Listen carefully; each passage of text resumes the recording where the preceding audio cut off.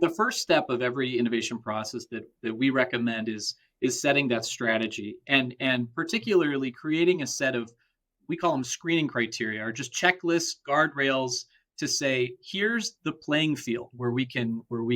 operate. It's broad enough where we can get creative, but it's not too strict that we feel, bunched in and together. But the reason why we create that at the beginning is because scope creep is one of the biggest issues with innovation teams. Well, they'll start off with a mission, and then they'll go off and they'll do some research, and they'll come up with some ideas, and a few weeks will go by, and maybe they're spending less time with their teams, or they're not reporting back often to management, and all of a sudden 6 months later, and they have this brand new idea that makes no sense to anybody else because they've been on their own island, and they've been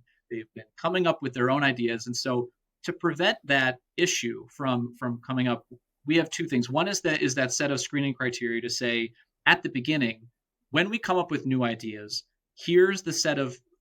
answers that we have to make sure this is a good idea to move forward with and still fits with our strategy. And then two is that every step along the way, we want to make sure that that team is coming back and reporting to that senior leadership person or a committee what they've learned so far, where they're going, and checking in on a regular basis so that everybody's on the same page along the way. Because the worst case scenario is to go on your island and do your work and then come back, and then you have some crazy new concoction of an idea that nobody understands and doesn't make any sense for what we initially signed up for, and that can put a really bad taste. Staying in touch, making sure we're staying on topic, and those guardrails can be a really important way to keep everybody on track.